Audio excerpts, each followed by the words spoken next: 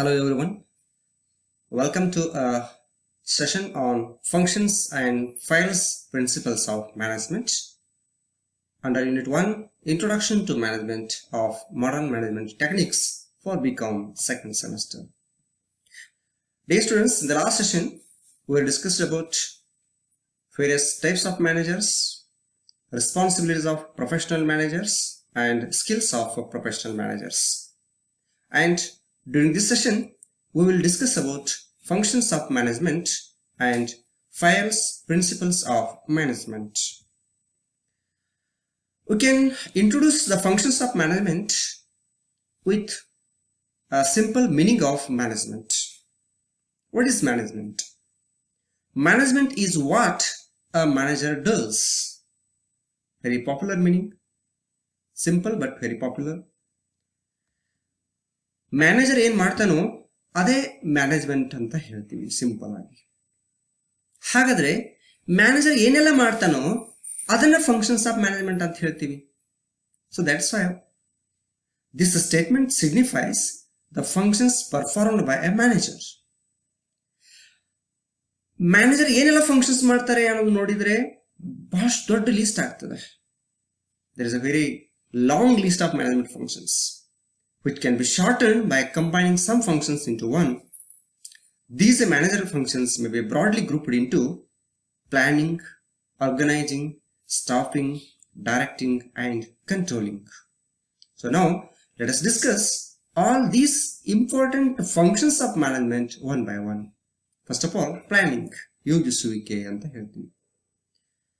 It is the process of establishing goals and suitable course of action for achieving those goals. ಏನಿದು ಯೋಜಿಸುವಿಕೆ ಅನ್ನೋದು ನೋಡಿದ್ರೆ, ಯೋಜಿಸುವಿಕೆಯಲ್ಲಿ ನಾವು ಪ್ರಮುಖವಾಗಿ ಮಾಡುವಂಥದ್ದು ಏನು ಅಂತಂದ್ರೆ ಗೋಲ್ ಸೆಟ್ ಮಾಡ್ತೀವಿ, ಉದ್ದೇಶಗಳನ್ನು ನಿರ್ಧಾರ ಮಾಡ್ತೀವಿ ಮತ್ತು ಆ ಉದ್ದೇಶಗಳನ್ನ ಈಡೇರಿಸೋಕೆ ಬೇಕಾಗಿರ್ತಕ್ಕಂತಹ ಸೂಟೇಬಲ್ ಕೋರ್ಸ್ ಆಫ್ ಆಕ್ಷನ್ ಅನ್ನ ರೆಡಿ ಮಾಡ್ತೀವಿ ಮತ್ತು ಆ ಮೂಲಕ ನಮ್ಮ ಗೋಲ್ಗಳನ್ನ ಸಾಧಿಸ್ತೀವಿ. It is related to thinking about future course of action. ಏನಿದು ಯೋಜಿಸುವಿಕೆ ಅಂತಂದ್ರೆ ನಾವು ಅಡ್ವಾನ್ಸ್ ಆಗಿ ಮುಂದಾಲೋಚನೆಯ ಮೂಲಕ ಯೋಜಿಸುವಂತಹ ಅಂದ್ರೆ ಯೋಚನೆಗಳನ್ನ ಮಾಡ್ತಕ್ಕಂತಹ ವಿಚಾರಗಳನ್ನ ಮಾಡ್ತಕ್ಕಂತಹ ಒಂದು ಕೋರ್ಸ್ ಆಫ್ ಆಕ್ಷನ್ ಅಂತ ಹೇಳ್ತೀವಿ. It involves setting goals, developing premises, determination of alternative plans and selecting plans. ಈ ಒಂದು ಸೆಂಟೆನ್ಸ್ ನಲ್ಲಿ ಪ್ಲಾನಿಂಗ್ ಅಂದ್ರೆ ಏನು ಅನ್ನೋ ಕಂಪ್ಲೀಟ್ ಡೀಟೇಲ್ಸ್ ಸಿಗ್ತದೆ ನಮಗೆ ಇಲ್ಲಿ. ಪ್ಲಾನಿಂಗ್ ನೊಳಗೆ ಮೊದಲು ಗೋಲ್ ಸೆಟ್ ಮಾಡ್ತೀವಿ, ಆ ಗೋಲ್ಗೆ ಬೇಕಾಗಿರ್ತಕ್ಕಂಥ ಪ್ರಿಮೈಸಸ್ಗಳನ್ನ ಡೆವಲಪ್ ಮಾಡ್ತೀವಿ, ಏನೆಲ್ಲ ಆಲ್ಟರ್ನೇಟಿವ್ಸ್ಗಳು ಇದಾವಪ್ಪ, ಚಾಯ್ಸಸ್ ಏನೆಲ್ಲ ಇದಾವೆ ಅವುಗಳನ್ನೆಲ್ಲ ಡಿಟರ್ಮೈನ್ ಮಾಡ್ತೀವಿ ಮತ್ತು ಅದರೊಳಗೆ ಪರ್ಫೆಕ್ಟ್ ಆಗಿರ್ತಕ್ಕಂಥ ಒಂದೇ ಒಂದು ಆಲ್ಟರ್ನೇಟಿವ್ ಅನ್ನ ಮಾತ್ರ ಆಯ್ಕೆ ಮಾಡ್ಕೊಳ್ತೀವಿ. ಸೊ ಹೀಗೆ ಈ ಪ್ಲಾನಿಂಗ್ ನೊಳಗೆ ಹಲವಾರು ರೀತಿಯಾಗಿರ್ತಕ್ಕಂತಹ ಚಟುವಟಿಕೆಗಳು ನಡೀತಿರ್ತವೆ ಅಂತ ಹೇಳ್ಬೋದು. So it is a continuous activity. ಇದು ನಿರಂತರವಾಗಿರ್ತಕ್ಕಂಥ ಒಂದು ಚಟುವಟಿಕೆ ಅಂತ ಕೂಡ ಹೇಳ್ಬೋದು. Then the second important function of management here is organizing. What is this? It is the process of engaging two or more people in working together in a structured way to achieve a specific goal or set of goals. Planning ನಲ್ಲಿ ನಾವು ಏನು ಗೋಲ್ಗಳನ್ನ set ಮಾಡಿದ್ದೀವಿ, ಹಾಗೆ set ಮಾಡಿರ್ತಕ್ಕಂಥ ಗೋಲ್ಗಳನ್ನ ನಾವು achieve ಮಾಡಬೇಕಾಗಿತ್ತು ಅಂತಂದ್ರೆ ಅಲ್ಲಿ ಜನರ ಅವಶ್ಯಕತೆ ಇರ್ತದೆ, ಚಟುವಟಿಕೆಗಳ ಅವಶ್ಯಕತೆ ಇರ್ತದೆ. ಅಂತ ಬೇರೆ ಬೇರೆ ರೀತಿಯಾಗಿರ್ತಕ್ಕಂತಹ ಮೆನ್, ಮಟೀರಿಯಲ್, ಮಷಿನ್ಸ್ ಏನೆಲ್ಲ ಇರ್ತಾವೋ ಅವೆಲ್ಲ ಸಂಪನ್ಮೂಲಗಳನ್ನ ವ್ಯವಸ್ಥಿತವಾಗಿ ಅವುಗಳನ್ನ ಸ್ಟ್ರಕ್ಚರ್ಡ್ ವೇದೊಳಗ ದಟ್ ರಿಲೇಶನ್ಶಿಪ್ ಬಿಲ್ಡಪ್ ಮಾಡ್ತಕ್ಕಂಥ ಒಂದು ಪ್ರಕ್ರಿಯೆ ನಡೀತದಲ್ಲ ಅದನ್ನೇ ಆರ್ಗನೈಸಿಂಗ್ ಅಂತ ಹೇಳ್ಬೋದು. It is the process of identifying the work to be performed, defining authority and responsibility and establishing a relationship. Organising ದೊಳಗೆ ಮುಖ್ಯವಾಗಿ ನಡೀತಕ್ಕಂಥದ್ದು ಏನು ಅಂತಂದ್ರೆ ಏನ್ ಕೆಲಸ ಆಗ್ಬೇಕಾಗಿದೆ ಅದನ್ನ ಐಡೆಂಟಿಫೈ ಮಾಡೋದ, ಹಾಗೇನೆ ಅಲ್ಲಿ ಏನು ರಿಲೇಶನ್ಶಿಪ್ ಅನ್ನ ನಾವು ಕ್ರಿಯೇಟ್ ಮಾಡ್ಬೇಕಲ್ಲ ಆ ರಿಲೇಶನ್ಶಿಪ್ ದೊಳಗೆ ಅಥಾರಿಟಿ ಮತ್ತು ರೆಸ್ಪಾನ್ಸಿಬಿಲಿಟೀಸ್ ಅನ್ನ ಡಿಫೈನ್ ಮಾಡಿ ಒಂದು ರಿಲೇಶನ್ಶಿಪ್ ಅನ್ನ ಎಸ್ಟಾಬ್ಲಿಷ್ಮೆಂಟ್ ಮಾಡೋದು ಅಂತ ಹೇಳ್ತೀವಿ. Then another important function of management here is staffing, ಸಿಬ್ಬಂದೀಕರಣ ಅಂತ ಹೇಳ್ತೀವಿ. It is the process of manning the various positions created by the organizing process. Staffing ದೊಳಗ ಮುಖ್ಯವಾಗಿ ಮಾನವ ಸಂಪನ್ಮೂಲಕ್ಕೆ ಸಂಬಂಧಪಡುವಂತಹ ಪ್ರಕ್ರಿಯೆಗಳೆಲ್ಲ ನಡೀತಿರ್ತವೆ. ಎಷ್ಟು ಜನ ಬೇಕಾಗ್ತಾರೆ ಆ ಕೆಲಸ ಮಾಡೋಕೆ, ಯಾವ ಅರ್ಹತೆ ಇರೋರು ಬೇಕು, ಯಾವ ರೀತಿಯಾಗಿರ್ತಕ್ಕಂಥ ಕೌಶಲ್ಯ, ಜ್ಞಾನ, ಅನುಭವ ಇರಬೇಕಾಗ್ತದೆ. ಅಂತಹ ಅವಶ್ಯಕತೆ ಇರತಕ್ಕಂಥವ್ರನ್ನ ಈ ಒಂದು ಸಂಸ್ಥೆಯ ಉದ್ದೇಶನ ಈಡೇರಿಸೋಕೆ ನೇಮಕ ಮಾಡಿಕೊಳ್ಳುವಂಥದ್ದು. It indicates the recruitment, selection, training and development of various personnel needed at the various levels of the organization. ಆರ್ಗನೈಸೇಷನ್ನ ಬೇರೆ ಬೇರೆ ಸ್ತರಗಳಲ್ಲಿ ಅಗತ್ಯವಿರುವಂತಹ ಮಾನವ ಸಂಪನ್ಮೂಲಗಳನ್ನ ನಾವು ರಿಕ್ರೂಟ್ ಮಾಡ್ಕೊಳ್ಳೋದು, ಅವ್ರನ್ನ ಸೆಲೆಕ್ಟ್ ಮಾಡೋದು, ಅವ್ರಿಗೆ ಟ್ರೈನಿಂಗ್ ಕೊಡೋದು ಮತ್ತು ಅವ್ರನ್ನ ಡೆವಲಪ್ ಮಾಡ್ತಕ್ಕಂತಹ ಹಲವಾರು ಬಗೆಯ ಪ್ರಕ್ರಿಯೆಗಳು ಈ ಸ್ಟಾಫಿಂಗ್ನಲ್ಲಿ ನಡೀತವೆ. ಈ ಫಂಕ್ಷನ್ ಕೂಡ ಮ್ಯಾನೇಜ್ಮೆಂಟ್ನ ಫಂಕ್ಷನ್ಗಳಲ್ಲಿ ಅತ್ಯಂತ ಮಹತ್ವವಾಗಿರುವಂಥದ್ದು ಅಂತ ಹೇಳ್ಕೊಳ್ಬಹುದು. The next important function of management here is directing, ನಿರ್ದೇಶಿಸುವಿಕೆ ಅಂತ ಹೇಳ್ಬೋದು. Without a proper direction no any objectives of the organization can be achieved. So, superior managers fulfill this requirement by communicating to subordinates about their expected behavior. Top level managers, middle level managers ಗೆ information ಅಥವಾ order ಗಳನ್ನ pass ಮಾಡ್ತಾರೆ, instructions ಗಳನ್ನ ಕೊಡ್ತಾರೆ. Middle level management ದಲ್ಲಿ ಇರುವಂತವರು lower level management ಅವರಿಗೆ direction ಕೊಡ್ತಿರ್ತಾರೆ. Lower level managements ultimate employees ಗಳಿಗೆ ಆ ಒಂದು ಇನ್ಫಾರ್ಮೇಶನ್ಸ್ ಗಳನ್ನ ಪಾಸ್ ಮಾಡ್ತಿರ್ತಾರೆ. ಹೀಗೆ ಈ ಡೈರೆಕ್ಟಿಂಗ್ ಅನ್ನುವಂಥದ್ದು ಈ ಆರ್ಗನೈಸೇಷನಲ್ ನ ಅಬ್ಜೆಕ್ಟಿವ್ ಗಳನ್ನ ಫುಲ್ಫಿಲ್ ಮಾಡೋಕೆ ಅತ್ಯವಶ್ಯಕವಾಗಿರುವಂತಹ ಒಂದು ಫಂಕ್ಷನ್ ಅಂತ ಹೇಳ್ಬೋದು. The directions are provided through orders or instructions or guidelines, commands, notices or through circulars to the concern parties. ನಿರ್ದೇಶಿಸುವಿಕೆ ಬೇರೆ ಬೇರೆ ರೀತಿಯೊಳಗೆ ನಡೀತದೆ. ಆದೇಶಗಳನ್ನ, ಆಜ್ಞೆಗಳನ್ನ ನೀಡೋದ್ರ ಮೂಲಕ ನಡೀತದೆ, ಅಥವಾ ಇನ್ಸ್ಟ್ರಕ್ಷನ್ಸ್ ಗಳನ್ನ ಕೊಡೋದ್ರ ಮೂಲಕ ನಡೀತದೆ, ಗೈಡ್ಲೈನ್ಸ್ ಗಳನ್ನ ನೀಡೋದ್ರ ಮೂಲಕ, ಅಥವಾ ಕಮಾಂಡ್ಗಳನ್ನ ಮಾಡೋದ್ರ ಮೂಲಕ, ಸುತ್ತೋಲೆಗಳನ್ನ ನೀಡೋದ್ರ ಮೂಲಕ, ಅಥವಾ ಸೂಚನೆಗಳನ್ನ ನೀಡೋದ್ರ ಮೂಲಕ. ಹೀಗೆ ಡೈರೆಕ್ಷನ್ ಅನ್ನುವಂತಹ ಒಂದು ಚಟುವಟಿಕೆ ನಡೀತದೆ. ದೆನ್ ಕಮ್ಯುನಿಕೇಟಿಂಗ್, ಸಂವಹನ ಅಂತ ಹೇಳ್ತೀವಿ. It is a process of passing information from one person to another person in an organisation. ಎಷ್ಟು ಇಫೆಕ್ಟಿವ್ ಆಗಿ ಮ್ಯಾನೇಜರ್ ತಮ್ಮ ಇನ್ಫಾರ್ಮೇಶನ್ ಅನ್ನ ಸಂಬಂಧಪಟ್ಟಂತಹ ಪಾರ್ಟಿಗಳಿಗೆ ಕಮ್ಯುನಿಕೇಟ್ ಮಾಡ್ತಾರೋ ಅಷ್ಟು ಇಫೆಕ್ಟಿವ್ ಆಗಿ ಆ ಆರ್ಗನೈಸೇಷನಲ್ ಅಬ್ಜೆಕ್ಟಿವ್ ಗಳನ್ನ ನಾವು ಫುಲ್ಫಿಲ್ ಮಾಡ್ಕೊಳ್ಳೋಕೆ ಸಾಧ್ಯ ಆಗ್ತದೆ. Then another important function here is coordinating, ಸಮನ್ವಯ ಅಂತ ಹೇಳ್ತೀವಿ. Without proper coordination among the various departments and individuals in the working environment, it is not possible to achieve the organizational objectives. ಒಂದು ಸಂಸ್ಥೆ ಅಥವಾ ಸಂಘಟನೆ ತನ್ನ ಗುಂಪಿನ ಉದ್ದೇಶವನ್ನ ಯಶಸ್ವಿಯಾಗಿ ಈಡೇರಿಸಬೇಕಾಗಿತ್ತು ಅಂತಂದ್ರೆ ಅಲ್ಲಿ ಪ್ರಾಪರ್ ಕೋಆರ್ಡಿನೇಷನ್ ಇರಬೇಕಾಗ್ತದೆ. ಹಾಗೇನೆ ಕಂಟ್ರೋಲಿಂಗ್ ಅನ್ನುವಂಥ ಇನ್ನೊಂದು ಫಂಕ್ಷನ್ ನಾವು ನೋಡ್ತಾ ಇದ್ದೀವಿ, ನಿಯಂತ್ರಿಸುವಿಕೆ ಅನ್ನುವಂಥದ್ದು. It is the process of ensuring that actual activities conform to planned activities. It is interlinked with the planning process. ನಾವೇನ್ ಪ್ಲಾನ್ ಮಾಡಿರ್ತೀವೋ ಆ ಪ್ಲಾನಿಗೆ ತಕ್ಕ ಹಾಗೆ ಎಲ್ಲ ಆಕ್ಟಿವಿಟೀಸ್ಗಳು ನಡೀತಾ ಇದಾವೋ ಇಲ್ಲೋ ಅನ್ನುವಂತಹದ ನಿರ್ಧಾರ ಮಾಡೋಕೆ ಕಂಟ್ರೋಲಿಂಗ್ ಬಹಳಷ್ಟು ಸಹಾಯಕ ಆಗ್ತದೆ. It compares actual performance with standards and divisions are corrected immediately. Controlling ನಿಂದ ಏನ್ ಸಹಾಯ ಆಗ್ತದೆ, ಅನುಕೂಲ ಆಗ್ತದೆ ಅಂತಂದ್ರೆ, ಕಂಟ್ರೋಲಿಂಗ್ ಮೂಲಕ ಕೆಲವೊಂದು ಸ್ಟ್ಯಾಂಡರ್ಡ್ ಗಳನ್ನ ಫಿಕ್ಸ್ ಮಾಡ್ತಿರ್ತೀವಿ. ನಾವು ಈ ಆಕ್ಟಿವಿಟೀಸ್ ಗಳನ್ನ ಮಾಡುವಂತ ಸಂದರ್ಭದೊಳಗ ಎಂಪ್ಲಾಯೀಸ್ ಸರಿಯಾಗಿ ಪರ್ಫಾರ್ಮೆನ್ಸ್ ಮಾಡಿದಾರೋ ಇಲ್ಲೋ, ಆ ಸ್ಟ್ಯಾಂಡರ್ಡ್ ಸೆಟ್ ಏನ್ ಮಾಡಿದ್ರು ಅದಕ್ಕೆ ತಕ್ಕ ಹಾಗೆ ಪರ್ಫಾರ್ಮೆನ್ಸ್ ಮಾಡಿದಾರೋ ಇಲ್ಲೋ ಅನ್ನೋದನ್ನ ಕಂಪೇರ್ ಮಾಡಿಕೊಂಡು ಏನಾದ್ರೂ ವೇರಿಯೇಷನ್ಸ್ ಆಗಿದ್ರೆ ಅಂತ ವೇರಿಯೇಷನ್ಸ್ ಅನ್ನ ಕರೆಕ್ಟ್ ಮಾಡ್ಕೊಳ್ಳೋಕೆ ಇದು ಸಹಾಯ ಮಾಡ್ತದೆ. ಸೊ ಹೀಗೆ ಬಹಳಷ್ಟು ಮಹತ್ವದಾಗಿರ್ತಕ್ಕಂಥ ಕೆಲವು ಫಂಕ್ಷನ್ಸ್ ಗಳನ್ನ ಮಾತ್ರ ನಾವಿಲ್ಲಿ ಚರ್ಚೆ ಮಾಡಿದೀವಿ. ಇವಲ್ಲದೆ ಇನ್ನೂ ಸಾಕಷ್ಟು ಫಂಕ್ಷನ್ಸ್ ಗಳಿವೆ.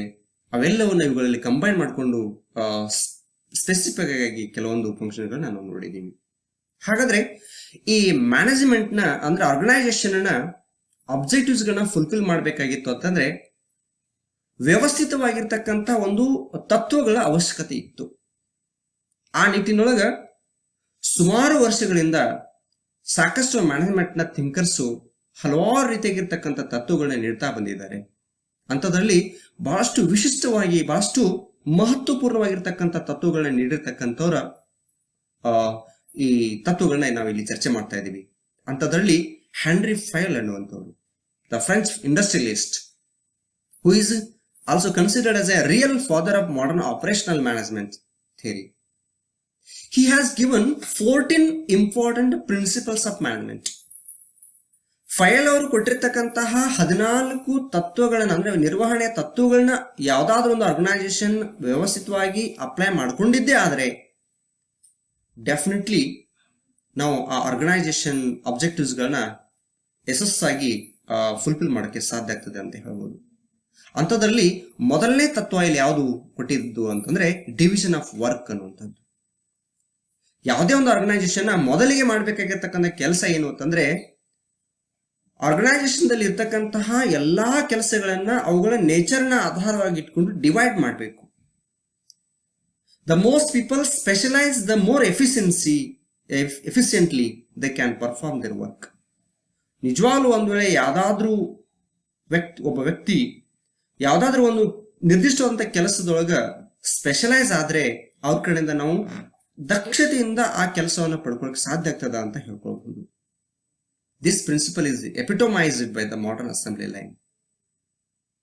Then second principle given by the file here is authority and responsibility. Managers must give orders so that they can get things done. While their formal authority gives them the right to command, managers will not always compel obedience unless they have personal authority as well. Authority and responsibility ಅನ್ನೋದು ಬಹಳಷ್ಟು ಮುಖ್ಯ ಈ organisation ದಲ್ಲಿ ಅಂತ ಹೇಳ್ತಾರೆ. ಯಾಕೆ ಅಧಿಕಾರ ಮತ್ತು ಜವಾಬ್ದಾರಿ ಮುಖ್ಯ ಆಗ್ತವೆ ಅಂತಂದ್ರೆ ಯಾವುದೋ ಒಬ್ಬ ವ್ಯಕ್ತಿ ಕಡೆ ಅಧಿಕಾರ ಇಲ್ಲದೆ ಅಧಿಕಾರವನ್ನು ಚಲಾಯಿಸಕ್ಕೆ ಆಗೋದಿಲ್ಲ. ಆತ ತನ್ನ ಸಬಾರ್ಡಿನೇಟ್ಗೆ ಕಮಾಂಡ್ ಮಾಡಬೇಕು ಆಗಿತ್ತು ಅಂದ್ರೆ ಇನ್ಸ್ಟ್ರಕ್ಷನ್ಸ್ ಗಳನ್ನ ಕೊಡಬೇಕಾಗಿತ್ತು ಅಂದ್ರೆ ಅವರ ಹತ್ರ ಮೊದಲು ಅಧಿಕಾರ ಇರಬೇಕು ಹಾಗೆ ಕಮಾಂಡ್ ಮಾಡೋಕೆ. ಹೀಗಾಗಿ ಆರ್ಗನೈಸೇಷನ್ ಸೆಟಪ್ ಮಾಡುವಂತ ಸಂದರ್ಭದಲ್ಲಿ ಕೆಲವೊಂದಷ್ಟು ಜನರಿಗೆ ಅಧಿಕಾರನ ಕೊಡಬೇಕು ಮತ್ತು ಕೆಲವೊಬ್ಬರಿಗೆ ರೆಸ್ಪಾನ್ಸಿಬಿಲಿಟಿನ ಕೊಡೋಕೆ ಅವಕಾಶ ಮಾಡಿಕೊಟ್ಟಿರಬೇಕು. Then the third important principle of principles of management here is discipline. ಯಾವುದೇ ಸಂಘಟನೆಯೊಳಗ ಶಿಸ್ತು ಅತ್ಯಂತ ಮಹತ್ವವಾದದ್ದು. Members in an organization need to respect the rules and agreement that govern the organization. Discipline results from good leadership at all levels of the organization. ಸಂಘಟನೆಗೆ ಅದರದೇ ಆಗಿರ್ತಕ್ಕಂಥ ನಿಯಮಾವಳಿಗಳು ಇರ್ತವೆ. ಅಂತ ನಿಯಮಾವಳಿಗಳಿಗೆ ಪ್ರತಿಯೊಬ್ಬ ವ್ಯಕ್ತಿ ಆ ಸಂಘಟನೆಯಲ್ಲಿ ಇರ್ತಕ್ಕಂಥ ಪ್ರತಿಯೊಬ್ಬರು ಬದ್ಧರಾಗಿರ್ಬೇಕಾಗ್ತದೆ, ಒಪ್ಪಿಗೆ ಸೂಚಿಸಿರ್ಬೇಕಾಗಿರ್ತದೆ. ಆ ನಿಟ್ಟಿನೊಳಗ ಶಿಸ್ತನ್ನು ಕಾಪಾಡಿಕೊಂಡಿರ್ಬೇಕಾಗಿರ್ತದೆ. ಹೀಗಾಗಿ ಈ ಡಿಸಿಪ್ಲಿನ್ ಅನ್ನುವಂಥದ್ದು ಕೂಡ ಮುಖ್ಯ. ಯೂನಿಟಿ ಆಫ್ ಕಮಾಂಡ್ಸ್, ಆಜ್ಞೆ ಏಕತೆ ಇರಬೇಕು. ಯಾರು ಬೇಕಾದವರಿಗೆ ದಟ್ ಆರ್ಡರ್ ನೀಡುವಂಥದ್ದಲ್ಲ. Each employee must receive instruction from only one person. Fayol believe that when an employee reported to more than one manager, conflicts in instructions and confusion of authority would result. ಬೇರೆ ಬೇರೆ ವ್ಯಕ್ತಿಗಳ ಕಡೆಯಿಂದ ಏನಾದ್ರೂ instructions ಅನ್ನ ಎಂಪ್ಲಾಯಿಗಳು ತಗೊಳ್ತಾ ಇದ್ರು ಅಂತಂದ್ರೆ ಅವರಲ್ಲಿ ಕನ್ಫ್ಯೂಷನ್ ಸ್ಟಾರ್ಟ್ ಆಗ್ತದೆ, ಕಾನ್ಫ್ಲಿಕ್ಟ್ ಸ್ಟಾರ್ಟ್ ಆಗ್ತದೆ. ಯಾರ್ದು ಕೇಳುದು ಯಾರು ಬಿಡುದು ಅನ್ನುವಂತಹ ಸಮಸ್ಯೆ ಉದ್ಭವ ಆಗ್ತದೆ. ಅದಕ್ಕೆ ಯೂನಿಟಿ ಆಫ್ ಕಮಾಂಡ್ ಇರಬೇಕು ಅಂತ ಹೇಳ್ತಾರೆ. Likewise unity of direction ಕೂಡ ಇರಬೇಕು, ನಿರ್ದೇಶನದ ಏಕತೆ ಕೂಡ ಇರಬೇಕು. Those operations within the organizations that have the same objective should be directed by only one manager using one plan. ಒಂದೇ ಪ್ಲಾನ್ ಇರಬೇಕು, ಒಬ್ಬನೇ ವ್ಯಕ್ತಿ ಆ ಪ್ಲಾನ್ ಅನ್ನ ಇನ್ಸ್ಟ್ರಕ್ಷನ್ ಮಾಡಿರಬೇಕು, ಡೈರೆಕ್ಷನ್ ಒಬ್ಬರೇ ಮಾಡಿರಬೇಕು ಅನ್ನುವಂಥದ್ದು ಕೂಡ ಮುಖ್ಯ ಇಲ್ಲ ಆಗ್ತದೆ. Then subordination of individual interest to general interest. ಯಾವುದೇ ಒಬ್ಬ ವ್ಯಕ್ತಿ ಆಸಕ್ತಿಗಳಿಗಿಂತ ಇಡೀ ಗುಂಪಿನ ಹಿತಾಸಕ್ತಿ ಮುಖ್ಯ ಅನ್ನುವಂಥದ್ದು ಇಲ್ಲಿ ಬಹಳಷ್ಟು ಒತ್ತಿ ಈ ಫೈಲ್ ಅವರು ಹೇಳ್ತಾ ಇದ್ದಾರೆ. ರೆಮ್ಯುನರೇಷನ್ ಆಫ್ ಪರ್ಸನಲ್, ಸೂಕ್ತವಾಗಿರ್ತಕ್ಕಂತಹ ಎಂಪ್ಲಾಯಿಗಳಿಗೆ ಸೂಕ್ತವಾಗಿರ್ತಕ್ಕಂಥ ಸಂಭಾವನೆಯನ್ನು ಕೊಡಬೇಕು, ಅವ್ರನ್ನ ರಿಕಗ್ನೈಸ್ ಮಾಡಬೇಕು, ಅವರಿಗೆ ಸಾಕಷ್ಟು ಅಮ್ಯುನಿಟೀಸ್ಗಳನ್ನ ಕೊಟ್ಟಿರಬೇಕು. ಆಗ ಮಾತ್ರ ಅವ್ರ ಕಡೆಯಿಂದ ನಾವು ವ್ಯವಸ್ಥಿತವಾಗಿ ಎಫಿಷಿಯಂಟ್ ಆಗಿ ಮತ್ತು ಇಫೆಕ್ಟಿವ್ ಆಗಿ ಕೆಲಸ ತಗೊಳ್ಳೋಕೆ ಸಾಧ್ಯ ಆಗ್ತದ ಅಂತ ಹೇಳ್ತಾರೆ. Centralisation. Fayol believe that manager should retain final responsibility but should at the same time give their subordinates enough authority to do their job properly. ಅಧಿಕಾರ ಕೇಂದ್ರೀಕರಣ ಆಗಿರಬೇಕು, ಆದರೆ ಸಂಪೂರ್ಣವಾಗಿ ಕೇಂದ್ರೀಕರಣವಾಗಿರಬಾರ್ದು. ಅದು ಅವರು ಸಬಾರ್ಡಿನೇಟ್ಸ್ಗೆ ಒಂದಿಷ್ಟು ಅಥಾರಿಟಿ ಕೊಟ್ಟು ಅವರು ಸ್ವತಃ ಆ ಒಂದು ನಿರ್ಣಯಗಳನ್ನ ತೆಗೆದುಕೊಂಡು ಕೆಲವೊಂದು ಕೆಲಸ ಮಾಡೋಕೆ ಅವಕಾಶ ಮಾಡಿಕೊಟ್ಟಿರಬೇಕಾಗಿರ್ತದೆ. Then scalar chain. There should be scalar chain of authority and communication ranging from the highest to lowest. It suggests that each communication going up or coming down must flow through each position in the line of authority. There should be a proper authority. So ಹೇಗಿರಬೇಕು ಅಂತಂದ್ರೆ top ಲೆವೆಲ್ದವರು bottom level ವರೆಗೆ ಆ information flow ಆಗಬೇಕಾಗಿದ್ರೆ ಅದೇ ರೀತಿ bottom level ಇಂದ ಅದೇ line ಒಳಗ top level ವರೆಗೆ ಇನ್ಫಾರ್ಮೇಶನ್ ಫ್ಲೋ ಆಗ್ತಾ ಹೋಗ್ತಿರ್ಬೇಕು ಅನ್ನುವಂಥದ್ದನ್ನು ಕೂಡ ಹೇಳ್ತಾ ಇದ್ದಾರೆ. there should be order. It's another important principle of management suggested by Fayol is order. In this case, materials and people should be in the right place at the right time. People in particular should be in the jobs or position most suited to. ಯಾವೆಲ್ಲ ರಿಸೋರ್ಸಸ್ಗಳು ಆರ್ಗನೈಸೇಷನ್ದಲ್ಲಿ ಇದಾವೋ ಆ ಎಲ್ಲ ರಿಸೋರ್ಸಸ್ಗಳು ಕರೆಕ್ಟಾಗಿ ಆರ್ಡರ್ನಲ್ಲಿ ಇರಬೇಕು ಅಂತ ಹೇಳ್ತಾರೆ. ಅಂದರೆ ಸರಿಯಾದ ವ್ಯಕ್ತಿ ಸರಿಯಾದ ಸಮಯದಲ್ಲಿ ಸರಿಯಾದ ಸ್ಥಳದಲ್ಲಿ ಇರಬೇಕು, ಅಂದರೆ ಸರಿಯಾದ ಜಾಬ್ನಲ್ಲಿ ಇರಬೇಕು ಅನ್ನುವಂತಹ ಒಂದು ಸಜೆಷನ್ ಈ ಒಂದು ಪ್ರಿನ್ಸಿಪಲ್ ಮೂಲಕ ಫೈಲ್ ಅವರು ಕೊಡ್ತಾ ಇದ್ದಾರೆ. ಸರಿಯಾದ ವ್ಯಕ್ತಿ ಸರಿಯಾದ ಜಾಬ್ನಲ್ಲಿ ನೇಮಕ ಆಗಿರಲಿಲ್ಲ ಅಂತಂದ್ರೆ ಅವಾಗ ಆ ವ್ಯಕ್ತಿಯಿಂದ ಎಕ್ಸ್ಪೆಕ್ಟ್ ಮಾಡಿದ ರೀತಿಯೊಳಗ ನಾವು ರಿಸಲ್ಟ್ ಅನ್ನ ಪಡ್ಕೊಳ್ಳೋಕೆ ಸಾಧ್ಯ ಇಲ್ಲ ಅನ್ನುವಂತಹ ಒಂದು ವಿಚಾರ ಇಲ್ಲಿದೆ. Likewise, another important principles of Fayol here is that Fayol's principles of management here is equity. Managers should be both friendly and fair to their subordinates. Subordinates ಗಳಿಗೆ ವಿಷಯದಲ್ಲಿ ಯಾವುದೇ ಕಾರಣಕ್ಕೂ ಮ್ಯಾನೇಜರ್ಸ್ ಇಂಪಾರ್ಶಿಯಾಲಿಟಿ ಮಾಡೋ ಹಾಗಿಲ್ಲ. ಅವ್ರ ಜೊತೆ ಎಲ್ಲರ ಜೊತೆಗೂ ಫ್ರೆಂಡ್ಲಿ ಆಗಿರ್ಬೇಕು. ಎಲ್ಲರೂ ಒಂದೇ ಮನೋಭಾವನೆಯಿಂದ ಎಲ್ಲರನ್ನೂ ನೋಡ್ಕೊಳ್ಬೇಕಾಗಿರುವಂತ ಅವಶ್ಯಕತೆ ಇಲ್ಲಿದೆ. ಸೊ ಇದು ಕೂಡ ಅತ್ಯಂತ ಮಹತ್ವದಾಗಿರ್ತಕ್ಕಂಥ ಪ್ರಿನ್ಸಿಪಲ್ ಅನ್ನು ಫೈಲ್ ಅವರು ನೀಡಿರುವಂತದ್ದು. Likewise another important principle here is the stability of staff. ಒಂದ್ ವೇಳೆ ಎಂಪ್ಲಾಯ್ ಟರ್ನ್ ಓವರ್ ಜಾಸ್ತಿ ಆಗ್ತಿತ್ತು ಅಂತಂದ್ರೆ, ಟರ್ನ್ ಓವರ್ ರೇಟ್ ಜಾಸ್ತಿ ಇತ್ತು ಅಂತಂದ್ರೆ ಅವಾಗ ನಾವು ಎಂಪ್ಲಾಯೀಸ್ಗಳ ಕಡೆಯಿಂದ ಎಫಿಷಿಯಂಟ್ ಆಗಿ ಅಥವಾ ಎಫೆಕ್ಟಿವ್ ಆಗಿ ವರ್ಕ್ ತಗೊಳಕ್ ಸಾಧ್ಯ ಇಲ್ಲ ಅನ್ನುವಂತಹ ಒಂದು ವಿಚಾರ ಇಲ್ಲಿ ನಾವು ವ್ಯಕ್ತಪಡಿಸಿರೋದನ್ನ ನೋಡಬಹುದು. So there should be a stability of staff is essential in the organization. ಆ ಸಿಬ್ಬಂದಿ ಆರ್ಗನೈಸೇಷನ್ದಲ್ಲಿ ಉಳಿಯುವ ಹಾಗೆ ನೋಡ್ಕೊಳ್ಳುವಂತ ಪ್ರಯತ್ನ ಮಾಡಬೇಕಾಗಿದೆ. ಅವ್ರಿಗೆ ಸಾಧ್ಯದಷ್ಟು ಮಟ್ಟಿನ ಹೆಚ್ಚಿನ ಉತ್ತೇಜಕಗಳನ್ನ ನೀಡುವಂಥದ್ದು, ಅವ್ರನ್ನ ಮೋಟಿವೇಟ್ ಮಾಡೋದು, ಅವರು ನಮ್ಮ ಆರ್ಗನೈಸೇಷನ್ದಲ್ಲಿ ಇರುವ ಹಾಗೆ ಫ್ರೆಂಡ್ಲಿ ಆಗಿ ಅವ್ರನ್ನ ನೋಡ್ಕೊಳ್ಳುವಂಥದ್ದು, ಈ ಎಲ್ಲ ವಿಚಾರಗಳು ಈ ಸ್ಟಾಬಿಲಿಟಿ ಆಫ್ ಸ್ಟಾಫ್ ಅನ್ನುವಂಥ ಪ್ರಿನ್ಸಿಪಲ್ಗೆ ಸಂಬಂಧಪಡುವಂಥವು ಅಂತ ಹೇಳ್ಬೋದು. Then initiative. Subordinates should be given the freedom to conceive and carry out their plans even though some mistakes may result. ಅವಾಗವಾಗ ಸಬಾರ್ಡಿನೇಟ್ಸ್ಗಳಿಗೆ ತಾವೇ ಸ್ವತಃ ನಿರ್ಣಯಗಳನ್ನು ತಗೊಂಡು ಕೆಲಸ ಮಾಡುವ ಹಾಗೆ ಅವರಿಗೆ ನೇತೃತ್ವದ ಮನೋಭಾವನೆಯನ್ನು ಅವರಲ್ಲಿ ಬೆಳೆಸುವಂಥದ್ದು.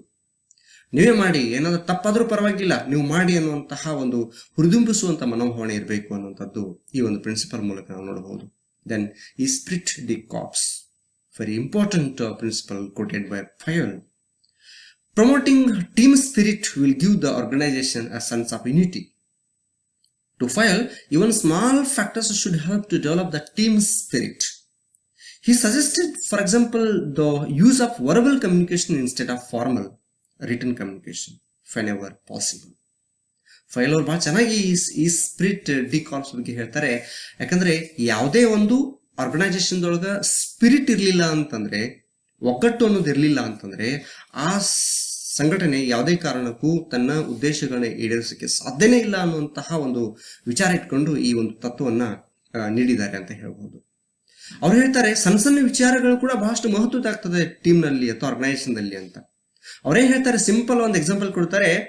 ನಾವು ಯಾವುದೋ ಒಬ್ಬ ವ್ಯಕ್ತಿಗೆ ಇನ್ಸ್ಟ್ರಕ್ಷನ್ ಕೊಡ್ಬೇಕಂತ ಸಂದರ್ಭದಲ್ಲಿ ಅವನಿಗೆ ಒಂದು ಮೆಮೊ ಕೊಡೋದು ಅಥವಾ ಒಂದು ನೋಟಿಸ್ ಕೊಡೋದು ಈ ತರ ಮಾಡೋಕ್ಕಿಂತ ಅವರಿಗೆ ಓವರಾಲ್ ಆಗಿ ಕರೆದು ಒಂದಿಟ್ಟು ವರ್ಬಲ್ ಕಮ್ಯುನಿಕೇಶನ್ ಮಾಡಿದ್ರೆ ಬಹಳಷ್ಟು ಇಫೆಕ್ಟಿವ್ ಆಗ್ತದೆ.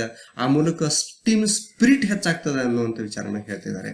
So in this way the Fayol has given totally 14 principles of management which are very important for the upliftment of any organization, or in order to achieve the organizational objective, these principles are playing a very important role nowadays.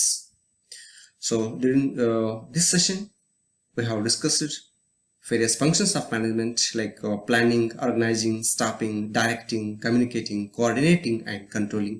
And likewise, we also discussed about the Fayol's 14 principles of management like division of work, authority and responsibility, discipline, unity of command, unity of direction, subordination and individual interest into subordination of individual interest into general interest, remuneration of personnel, centralization, scalar chain, order, equity, stability of staff, initiative, and spirit the corps. So by these discussion you will understand how the organization will be managed in an effective and efficient manner. So these are my references. You can go through these. Thank you very much for listening.